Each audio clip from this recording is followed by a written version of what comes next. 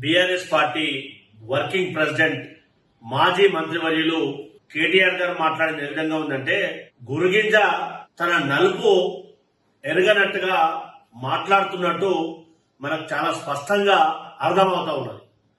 తన పైన వచ్చినటువంటి ఆరోపణలకు నిరూపించుకోకుండా గౌరవ ముఖ్యమంత్రి గారి పైన దమ్ముంటే చర్చకురా, మీపైన ఏసీబీ కేసుంది, మీపైన ఈడీ కేసుంది కాబట్టి నాపైన కక్ష సాధింపు చర్యలు అని మాట్లాడడం అంటే చాలా విడ్డూరమైనటువంటి మాట. ఎందుకనంటే మీరు చేసింది తెలంగాణ రాష్ట్ర ప్రజల ప్రజాధనాన్ని వృధా చేసినటువంటి మీరు కనీసం మంత్రిగా పనిచేసినప్పుడు మంత్రి మండలి యొక్క ఆమోదం లేకుండా, ఫైనాన్స్ మంత్రి యొక్క ఆమోదం లేకుండా రాష్ట్ర ప్రభుత్వం యొక్క ఖజానాను, హెచ్ఎండిఏ ఖజానాను మీరు డైరెక్ట్ గా ఎఫ్ఆర్బి నిబంధనలు పాటించకుండా ఇతర దేశాలకు నిధులు తరలించడం అనేది ఆర్థిక నేరమా కాదా అది సమాధానం చెప్పకుండా నేను సచ్చినూనని చెప్పుకునే ప్రయత్నం చేయడం విచారణలో ఉన్నప్పుడు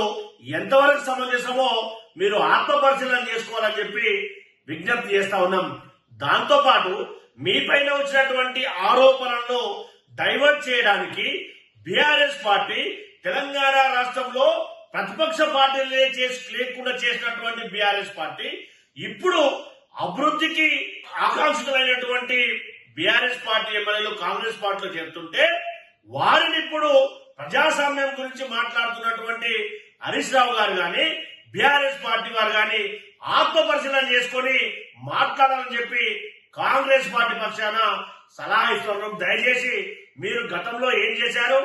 తెలంగాణ రాష్ట్రంలో 2 పర్యాయాలు ప్రతిపక్ష పార్టీలనే చేసినటువంటి మీరు ఇప్పుడు దయ్యాలు వేదాలు వలించినట్టుగా మాట్లాడితే యావత్ భారతదేశ సమాజం గాని తెలంగాణ సమాజం గాని హర్షించదు అని మరొక్కసారి మీకు గుర్తు చేస్తా ఉన్నాం.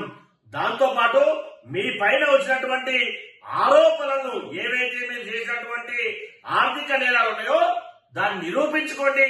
మీకు విజ్ఞత, వినయత, తెలంగాణ ప్రజల పైన విశ్వసనీయత ఉంటే కానీ ఏదైతే సత్యదూరమైనటువంటి మాటలు మాట్లాడి ప్రజాప్రభుత్వం పైన వస్తున్నటువంటి ఆదరణను చూసి ఓర్వలేక ఈ విధంగా మాట్లాడడం అనేది మంచి పరిణామం కాదని చెప్పి కాంగ్రెస్ పార్టీ పక్షాన హెచ్చరిస్తా ఉన్నాం.